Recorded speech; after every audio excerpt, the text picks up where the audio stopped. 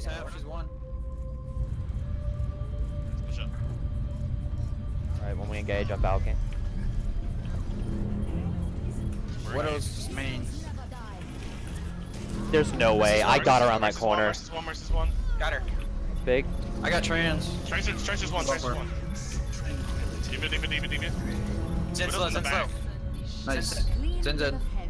Baby Diva dead. Tracer's on the point. Watch the Tracer. Hey, you don't have healing. You do not have healing. You do not have healing. I'm almost back. Get back with B. Saint just stay on point. Ryan, freaking Winston. Which point? Almost have pulse. Winston's coming to our spawn. Push Moira to get there a little faster. He's running back. What's his half behind y'all? Yeah. That's it. It's fine. That's one of our worst maps.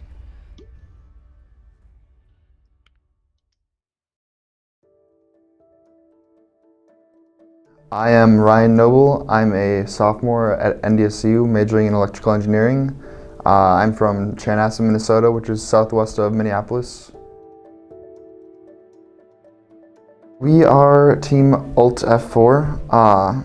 You know, the pun on you press Alt and F4 when you get mad at the game and the game just goes away. We are the Overwatch team for NDSU, and I am our main tank player. Started playing for the team here last year, probably late November. I tried out, and I tried out for a different position than I'm playing in now.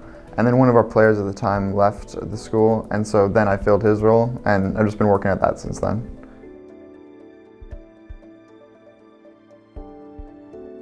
My favorite character in Overwatch is probably Winston. What the hero does is he's the main tank. His job is to create space for your teammates.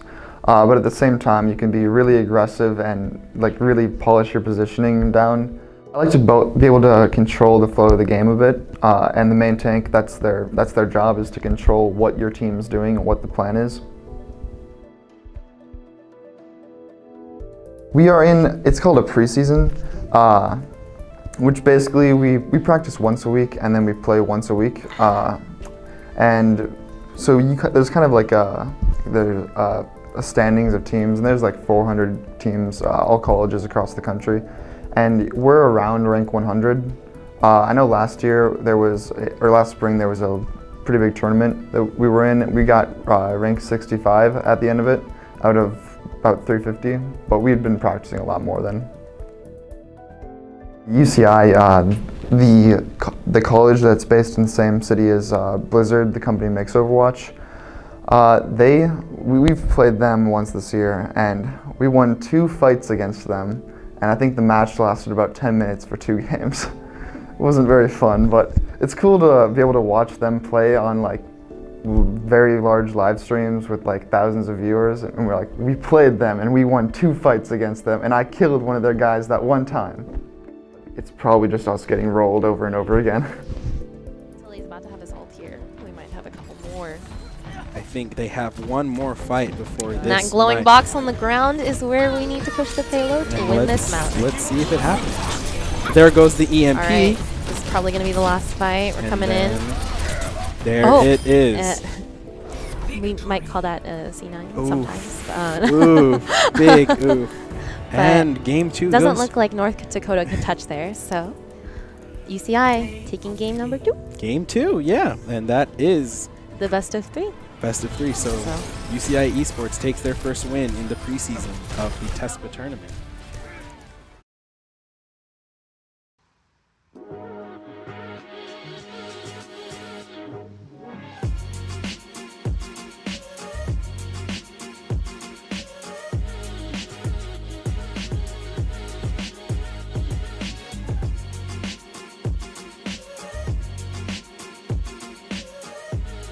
Tonight we've got what we call our once a month LAN parties. So we all just kind of meet here at Section 9 in Fargo, and we just, first everybody comes in, they check in, we see everybody, chit chat for a little bit.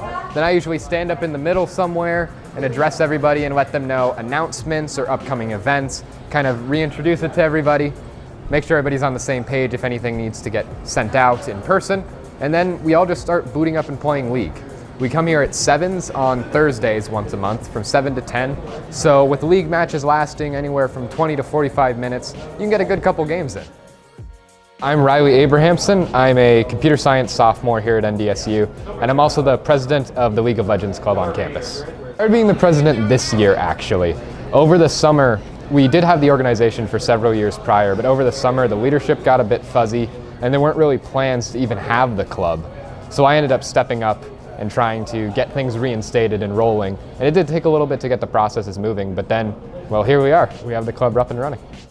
I guess what I think always separates the League Club is, other than the fact that we're playing just one game most of the time, is that we have this almost unspoken connection. And we all have this because we play League, and that's for a lot of us our primary game to play. We understand the jokes and the memes and the references, and we can tell stories about it, and we all have similar experiences. With just any other club on campus that maybe just meets and does a variety of activities, you might not have those people that have a huge, deep passion for one thing always able to meet. But here, everyone gets to go and enjoy this one thing that they all like a lot, and I think that's really cool. I'm Logan Rebo. I'm a junior in marketing here at NDSU, and I'm part of the League of Legends Club. Just knowing everyone, talking, having a fun time, bonding over the game that we all like to play. I'm a Tarek main, so he's a purple, ripped, muscular guy, and he's a support though, so he doesn't really do that much damage, but he helps his team just get to the W, and I'd say that's kind of like me because I feel like I don't have to be the main shot caller, doing all the damage. I just feel like I can take a backseat role and just help others succeed. I started playing probably when I was middle school and just in Modern Warfare 2, so all the days on the Xbox 360, all the college kids right now probably. I like the generation where they were just sitting all night on Friday night in Xbox 360 party chat with the boys. That was the party, not going out. The Xbox 360 party was where it was at. And then just converted that and started playing competitive just with friends, and then I eventually started branching out and connecting with people because we play online competitions. So I'd meet other good players and add them to my friends list, and then we'd play together. And then I eventually just started running for money and stuff like that in high school just because I was really into gambling and I couldn't go to the casino before I was 18. Couldn't play any poker, no blackjack. Well, we played underground poker at friend's house, but no blackjack at the Chino until you're 18. So we just do wager matches and just do tournaments and just try to hustle that way. Right now, the esports industry is just absolutely booming. So I think there's a need for a collegiate esports scene, but the execution right now there's just not really the infrastructure in it. It just depends how much these colleges want to fund it. I think these major universities, you see these places like UCLA and stuff like that, places all in California, Irvine and stuff like that, they all have pretty solid programs. And then for League of Legends, the collegiate is Robert Morris is really solid. And I think that they need to invest into more infrastructure, but also that's really uncertain because colleges want a plan where they can just keep it going for 10 or 15 years, and these games are just always changing. Sometimes it's just flavor of the month. So it can be hard to make a really solid program unless you're just trying to take esports as a whole instead of being really specific in the discipline with it. Section 9, these computers are constantly full of kids just coming in here on their off time, playing a few solo queue games and then going back to class. So I think there's definitely a culture of it on campus, and that it's good that there's these little centers that everyone can meet and then grow their community.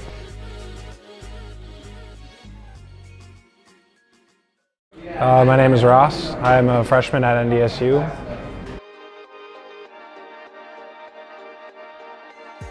Honestly, just playing with friends. That's the best part. Being able to interact with the community and actually make a real connection with these people instead of because some people they make these online friends and they play with them occasionally, but getting to have them here in person makes it that much better.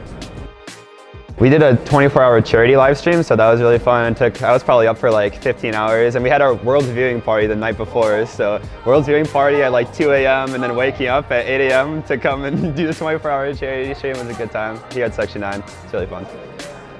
I would have to say one of my favorites would probably be when we streamed 24 hours for the Extra Life organization for charity to raise money and to all hang out and stuff. We had one member, Ross, who tried to go the whole 24 hours just streaming League. And he got so close, I think he got to 22 hours or something, and he just crashed on the floor. And I wasn't there for this. I was in the morning for 4 hours, and then at the very end for like 5 hours. And I just came in and he just sprawled out, like drooling from the mouth because he was so exhausted. But we ended up raising $100 for charity, so it was a ton of fun and we did some good. So I'd have to say that'd be my highlight. Total up to a mountain and a cloud drake for NDSU. And they're currently up 2,500. That's going to be the TP coming in from Camille. Is it going to be enough now with the Chains of Corruption? It's going to be 1, now 2. The return gank here. That's going to be a lot of flashes forward. Is it enough, though? That is going to be the missed Q from Varus, and that's now going to be the engage from NIU. Not going quite the way they wanted to. It's going to be the burst on the Tom Kench now. So 1-for-1 traded as NIU is up 2 kills here, or down 2 kills. That is going to be another trade back, but they're not going to be able to get much here. So that's going to be a 2-for-3 right now in favor of NDSU.